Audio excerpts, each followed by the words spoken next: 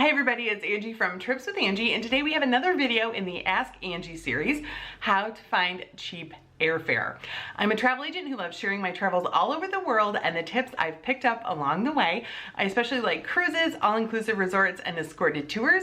So if that sounds like something you're interested in, I would love for you to subscribe and be part of our community. Let me know in the comments where you're from, and be sure to keep that notification bell clicked so you get notified of my new videos.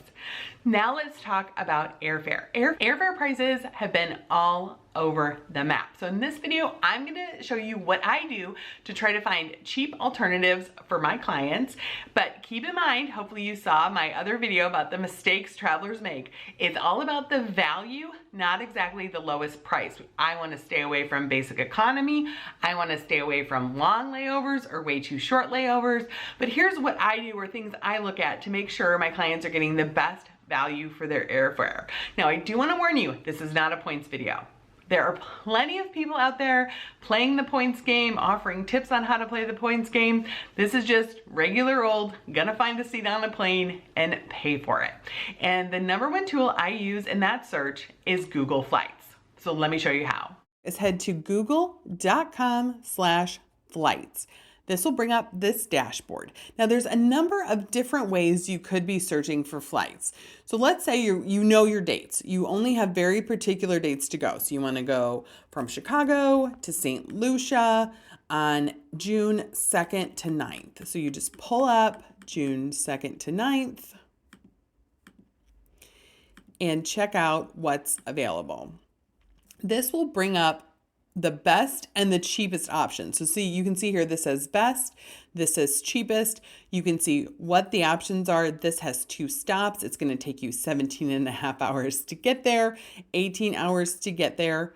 And you can see the different options. If you click on the arrow, it will show you what your layovers are to make sure you're not having too long or too short of a layover, like we talked about in the mistakes video. And it also shows you things that might be better. So for instance, look, we dropped from 17 hours to 7 hours and 40 minutes when you jump in price. So this will give you a good sense of what things are pricing and what your trade-offs are going to be. Now, is it worth it to you to spend an additional $200 to take 10 hours off of travel? Maybe, maybe not.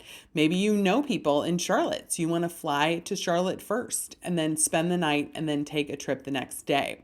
You can also check to see if you shorten or lengthen your trip, if the pricing will change by clicking Price Grid. This shows you if you leave on Monday and you come back on Monday, it's $603. Or you can check out this flight, which is Thursday to Thursday, for $569. If you click on it, it will show you what that price is. You just have to click OK. And that will take you to revised options. So now we're looking at June 5th to June 12th to see what the revised options are at a lower price point. You can also use the price graph. This will show you a 7-day trip over all different dates. And the little dots mean it's the less expensive dates. So you can just click on those and see what those options may be. Now, let's say maybe you only want to fly a particular airline. You can click on airlines and that will take you to the different airlines that are available. You can also search by stops, nonstop, 1 stop or fewer, 2 stops or fewer. So that's if you have a particular location and a particular date already in mind. Now, what I like to do, sometimes a client will come to me and say, you know what, I don't really care where we go. We're really open, we're really flexible.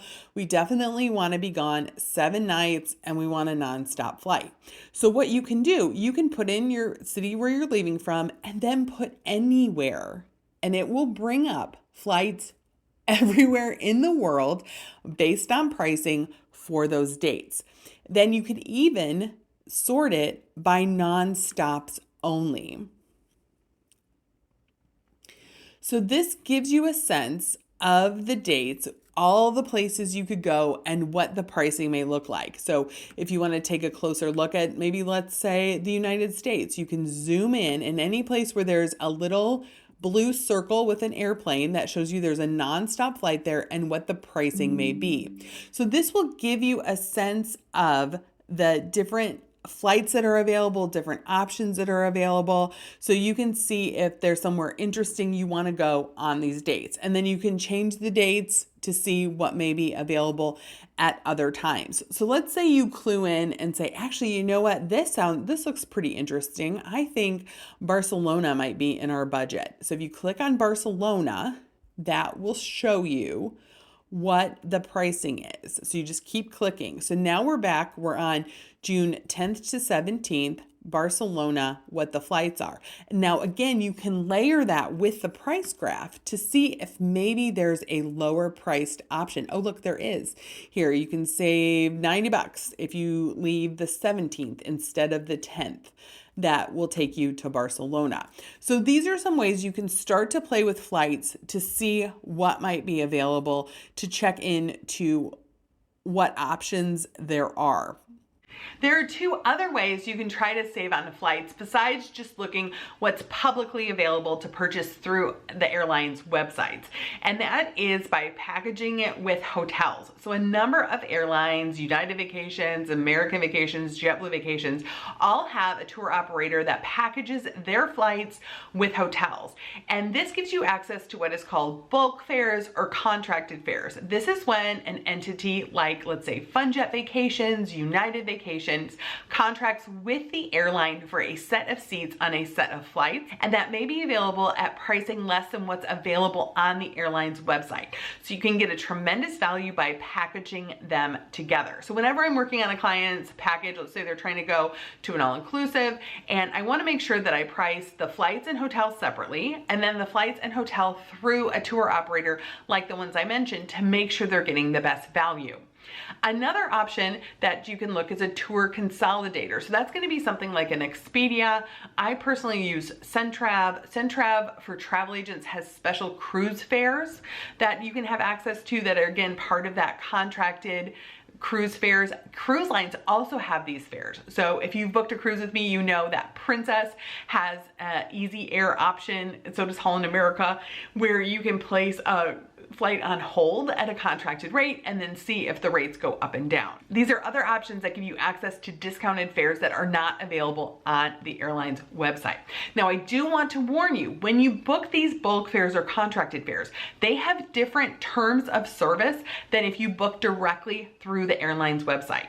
By booking directly through the airline's website, you'll be able to get points, you'll be able to use your perks, and it is the most flexible. So nowadays, most airlines have gotten rid of their change or cancellation fees. The worst thing that'll happen if you cancel your flight is that you will get a travel credit to use on that airline, usually within a year of the date you booked it. Now, it's important, the date you booked the flight, not the date you were supposed to travel. That's generally the case depending on the option you book. Also, a lot of airlines these days are offering refundable fares at not much more. So for instance, I just booked a refundable fare for a trip next summer.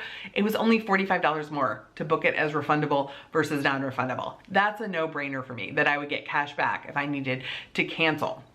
So those options are only going to be available through the airline. So when you start booking these discounted fares through a FunJet Vacations, a United Vacations, or a Centrav, or the cruise line, the terms are going to be different. You may have a cancellation fee that is imposed by the cruise line or the tour company. You may not be able to just switch to a different flight. If an issue comes up, the airline may say, oh no, you need to call this company. We can't fix it for you.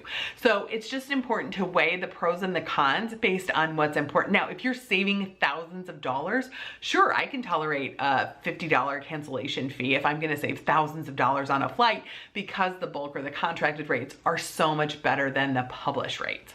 So those are some ways to find cheap airfare. The other piece of the puzzle is to keep checking back. So again, because there aren't change fees anymore or cancellation fees anymore, it pays to keep monitoring your flights to see if the prices are changing. And on Google Flights, you can set up a flight notifier. You can also just keep checking back in the app. Sometimes you'll get a notification where there'll be a very cheap upgrade to premium economy or first class. And Southwest has is famous, Southwest Airlines is famous for dropping prices. You can call in and have it adjusted and get a credit back. So keep an eye on flights after you've booked, if you've booked through the airlines. This is generally only available if you've booked through the airlines, because basically what you're doing is you're canceling your ticket and rebuying it and getting the difference back as a flight credit. You won't get a refund unless you booked a refundable fare, but you will get it back as a flight credit. So those are kind of my 3 big tips how to find cheap airfare. I know it's not the like book on a Tuesday at 2 p.m. tip you might have been hoping for, but use Google Flights to really see what's out there, see if changing the dates can help you, changing the airports can help you save money. 2 is to look at packaging it with a hotel using the airline's vacation company. So if you are flying Chicago, you might want to check United Vacations. If you're flying out of Atlanta, you might want to check Delta Vacations. That's what we always do. And then 3rd, to see if there are contracted or bulk fares through the cruise line. If you are taking a cruise, that may offer an opportunity. But again, remember, there's pros and cons to each of those choices. All right, what do you think? How do you usually book airfare when it comes to your travel? Let me know in the comments. And then here's some videos YouTube and I thought you might like.